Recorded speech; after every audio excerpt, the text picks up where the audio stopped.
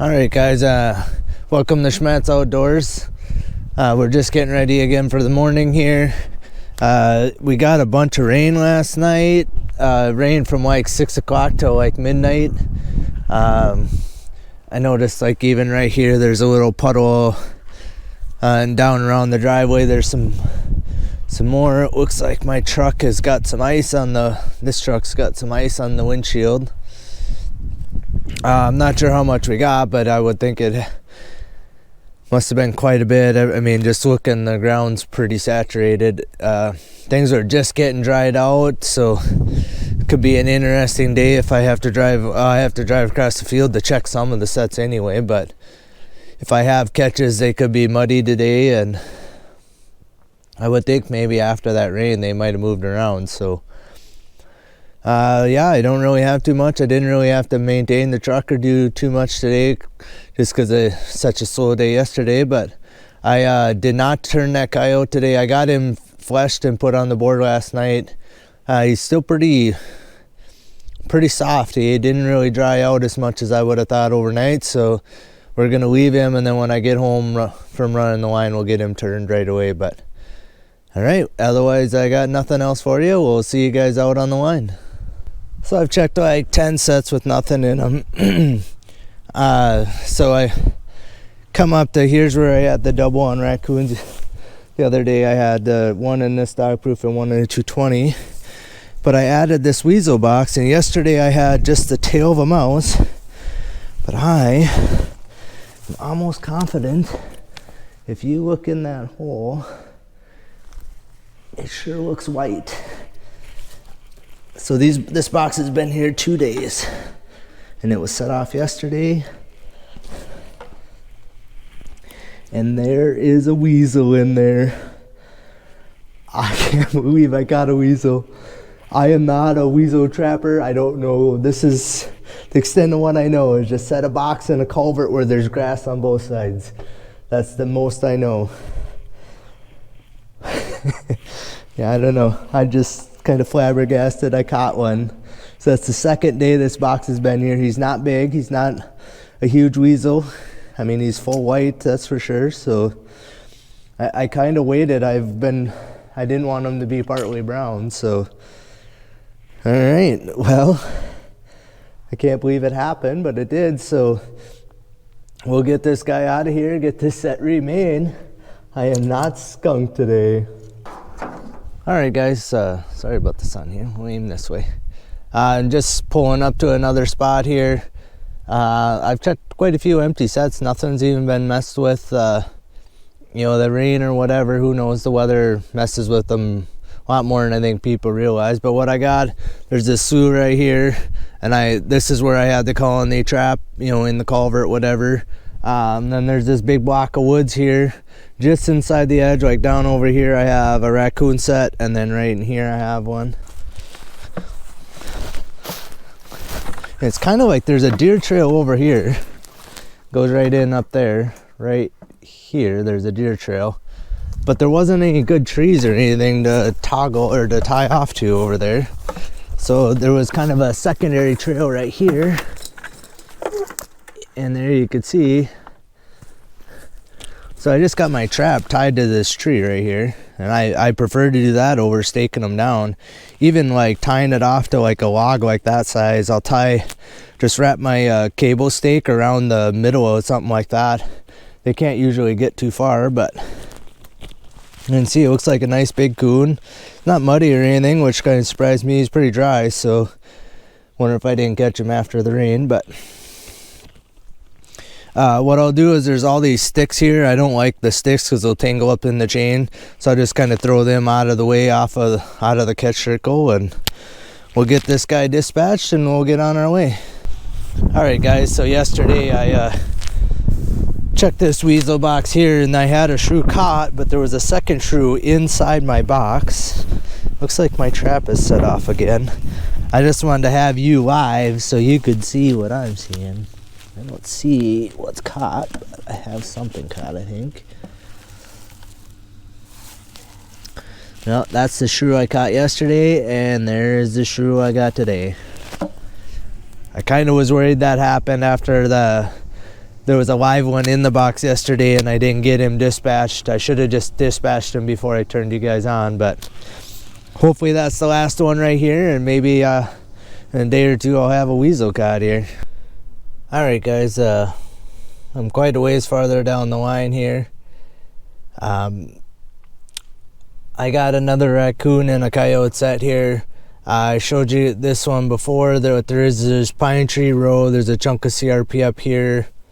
I don't know how well you can see that, but the pine trees continue on, you know, and it runs most of a mile here. The other day when I had a young of the year coon in this set. I have another one. These is about the same size.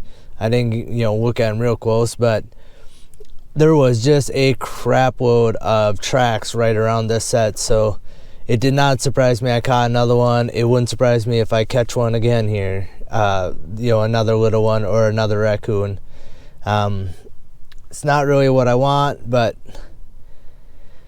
I should darn near put a dog proof in, like on each side of this thing, and maybe hopefully, you know, a guy could catch them in a dog proof rather than my coyote set. The fields are just stupid slimy right now. Early on they weren't bad, the few I had to drive across to check sets and that type of deal, but it must have rained and then froze up just a little because everything seemed a little, you know, fairly hard. It wasn't really slimy, but oh my gosh, is it bad now. The last little place I was driving down a field road where that bridge is out by that ditch, and I was damn near stuck on that road. Like there's just a little hill, and I got like 2/3 the way up and ended up spinning out in 4-wheel drive. Luckily I got backed out. I don't want to tear up the road, so I, you know, didn't like keep at it.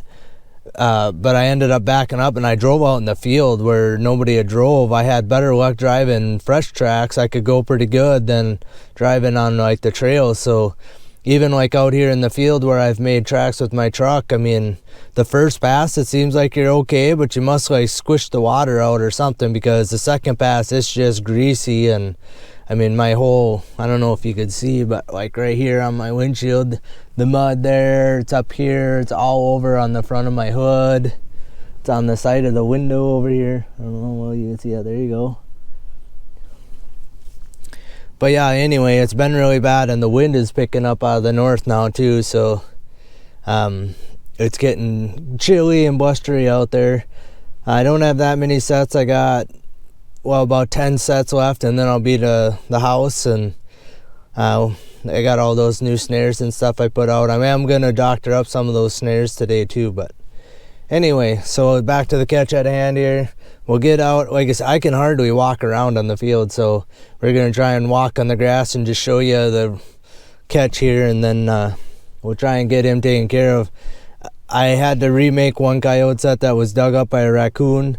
There was fresh big raccoon tracks right by my set, so I couldn't hardly find dirt decent enough to sift. It's so wet that it wouldn't go through my sifter. My sifter's just half plugged with mud already, so we'll see if I can find some fresh dry dirt somewhat underneath this raccoon or around this raccoon here to get the set remade. It probably ain't gonna be pretty, but at least I'll get it remade. Alright.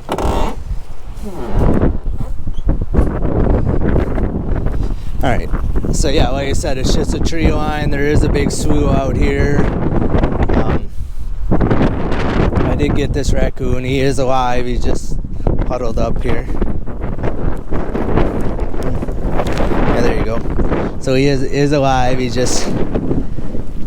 not terribly muddy. I mean, his body ain't terribly muddy, but I don't know if I'm gonna find dry dirt here or not. But anyway, we'll get this guy out of here, get the set remade the best I can. I mean, I'm not really gonna level off the mud hole or anything. We're just gonna try and bend my trap and dig the dirt hole again and get out of here without getting too muddy. But yeah, I mean, just, you can see the mud on my tire. You can see up here, look at all the mud and corn stalks just got caked into my wheel well. gonna leave some tracks on the road after being out here. But all right, we'll let you guys go. We'll get this remade and we'll move on. All right, guys, we're back to the house here. We're gonna just quick show you what I got for catches, and then show you I'll show you my pickup wheel first. So it ended up, I mean, it's dried up a little bit, but she's pretty well caked. And then I got mud up here. There's a pretty good glob right there. It's all over. It's like on the underside of my mirror. You can see some of it's fell off. It's all over. So you guys can see maybe my windshield, my whole hood. It's all over on the front. I don't know how it gets up here, but it did.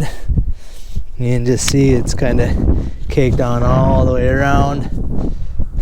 And then I took my side-by-side to check the ones on ours. You can see how much I caked on up under there. Like on the windshield here. You guys could see that. You know, all the little globs. That was just one field, like driving maybe a half a mile, and I was trying to take it easy. You know, and then even on my mirror here, look how much. Try and get, yeah, there you go. You can see all the mud that ended up, that's on my mirror. Hard to see when you got mud on your mirror. You can't tell what's behind you or not. But anyway, we'll give you a quick rundown of what we got. So this is the one I caught in the woods there along that slough. He has super thick fur. Like if I get my hand in there, I mean, he just covers up my fingers with fur. He's super thick. He's a little dirty. That's why he looks a little roughed up. We'll get him combed out a little bit. This is the little one I just caught. I just was noticing, look at how white this guy's ears are and how like brown this guy's ears are. But anyway, this is just a young of the year raccoon for here. I mean, obviously you could tell the difference in size. This is, you know, a big boar. This is just a young of the year. I'm telling you, this coon will probably stretch a 2XL coon. I'm going to actually put all these up tonight. We're going to skin them and flesh them and get them on board. So I'll actually show you before the video's over what this guy ends up stretching out to. And then right here is the trophy of the day. I've only ever caught 3 weasels in my entire life, and this is only the second one on purpose. You know, he's not the hugest weasel in the world, but he is to me. Last year I caught, this is the only second one on purpose. Last year I had one cleaning out my mink box, so I put a weasel box right next to it and ended up catching him.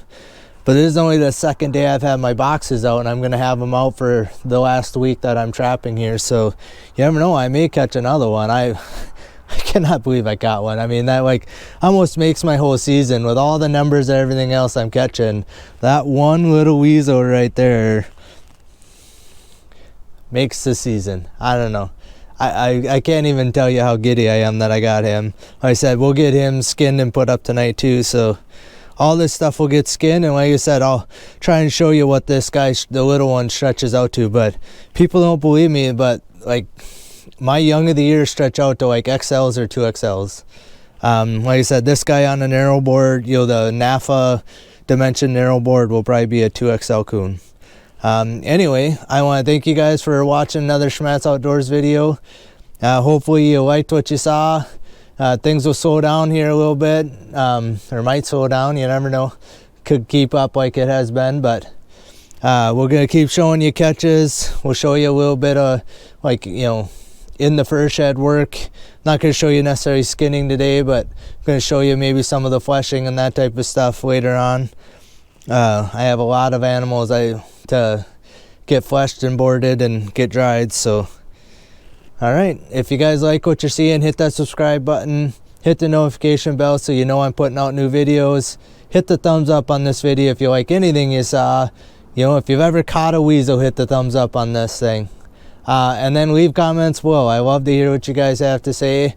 I'll try to respond back the best I can. If you got questions, put them down there. And like I said, if you have enough people ask the same questions, I'll try to do a little video on it. Or, you know, at least a question and answer type video. Otherwise, I'll try to keep up with them in the comment section below. But otherwise, we'll see you out on the line tomorrow. Alright guys, so I wanted to show you this before when I got done here. We got those 2 coons and the weasel on boards ready to go, ready to dry. I did all these muskrats last night. There's 32 of them hanging here. All I have is just a nail on each side of the rafter. So like there's one here and here, so they're kind of staggered through there, but they're all. And then here's my weasel. He is a solid medium in length according to NAFA standards, not big by any means. And then I used a 1/4 inch dowel rod for belly board on him. But here are those 2. So this is the coyote 2 from yesterday. He is a little thin. I don't know how well you could see that, but he is a little thin up through the neck area and kind of through the hackle. Otherwise he looks pretty nice. He's still a little kind of wrinkled because he's, because he was wet or whatever. Once he finishes completely drying and like the the fur is dry or whatever, he'll straighten up a little bit. This raccoon here is the big raccoon. You can see he's got a pin come out here.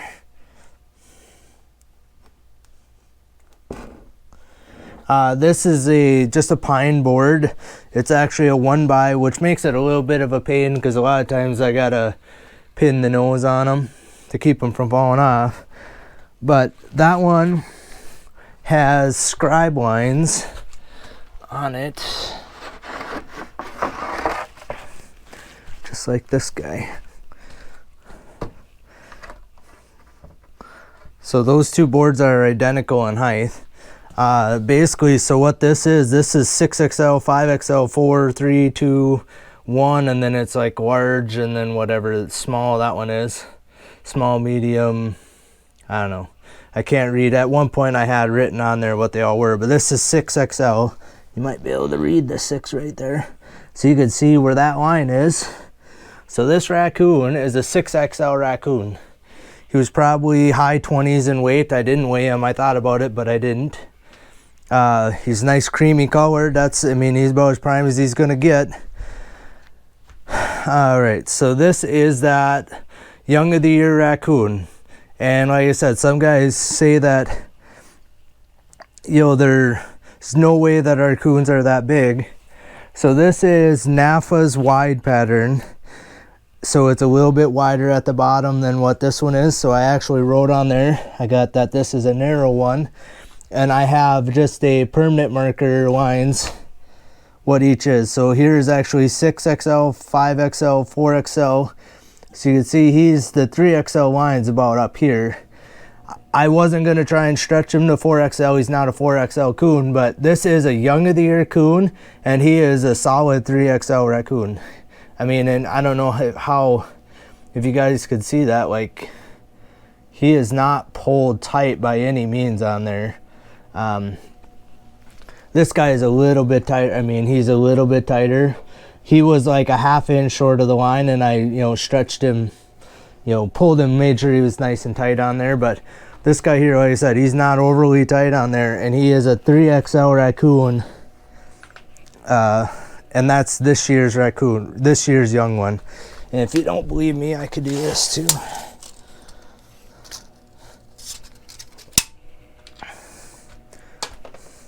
I didn't go quite long enough here. Just hold on, bear with me here. Alright, so you can see I got that right at the nose, all the way down. He is like 34 inches long. The line, that line must be at 35. So like I said, you may not believe me, but there it is. Like I said, that was a young of the year. You can tell like his tail is not poofy at all. He's got like, no fluff to his tail compared to like this guy has, nice fluffy big tail. So there it is, like I said. So these are the first raccoons I've gotten done this year. That's the first coyote I got done. I do have the one fox over here. I have one beaver over here that's ready to come off. There's 85 muskrats in this bag. I don't know if you guys will be able to see that very well or not, but so there's 85 in there, and then I got 32 more hanging here, and the weasel. So that's all I have up out of all the fur that I have caught so far. I just haven't had time to put fur up, so it took me right at 20 minutes to flush that big guy. He was a bugger. A lot of gristle on him. I had a hard time pushing it off. I had to slice quite a bit. The little guy took me right at 10 minutes, and that's actually a little bit slow for me. I should be around like maybe 8 and 13, 14, you know, for the different two different sizes, but that will come in time. By the time I get 30 of these put up, which is about what I have to put up, I'll be down around under 10 minutes for the little guys and around 12 to 15 for the big ones. So, all right. Anyway, I just wanted to show you guys that. Again, I appreciate you watching. We'll see you tomorrow out on the line.